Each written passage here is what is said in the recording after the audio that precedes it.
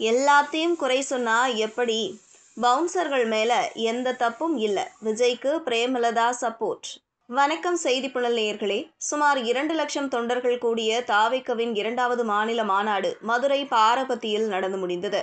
இந்த மாநாட்டில் திமுக, பாஜக, அதிமுக, நாம் தமிழர் என அனைத்து கட்சிகளையும் விஜய் தாக்கி பேசியது இப்போது வரைக்கும் பேசும் பொருளாக உள்ளது.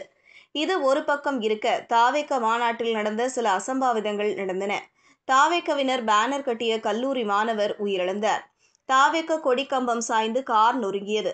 வெயிலின் தாக்கத்தால் தாவேக தொண்டர்கள் மயங்கி விழுந்தது சமூக வலைதளத்தில் வைரலானது.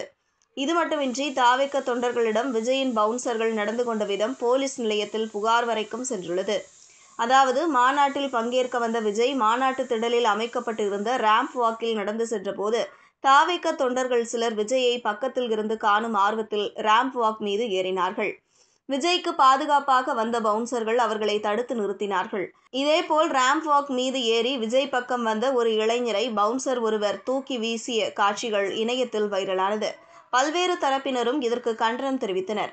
விஜயின் பவுன்சர்கள் தூக்கி வீசியதால் நெஞ்சில் பலத்த அடி ஏற்பட்டதாக கூறி பெரம்பலூர் மாவட்டம் பெரியம்மாபாளையம் கிராமத்தைச் சேர்ந்த சரத்குமார் என்ற இளைஞர் போலீசில் புகார் அளித்தார்.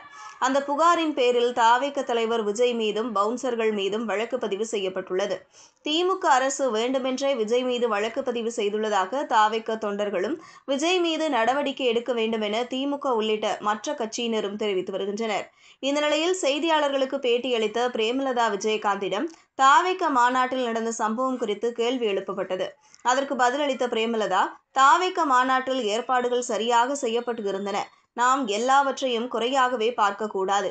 இளைஞர்கள் ஆர்வ கோளாறு அந்த ராம்ப் வாக்கில் ஏறி இருக்கிறார்கள். அங்கிருந்த பவுன்சர்கள் அவர்களை கட்டுப்படுத்துவதற்காக விலக்கிவிட்டனர். அப்போது சிலர் கீழே விழுந்துள்ளனர். வேண்டுமென்றே யாரும் தள்ளுவதில்லை. இதுபோன்ற செய்திகளை தெரிந்து கொள்ள செய்தி புனலுடன் இணைந்திருங்கள்.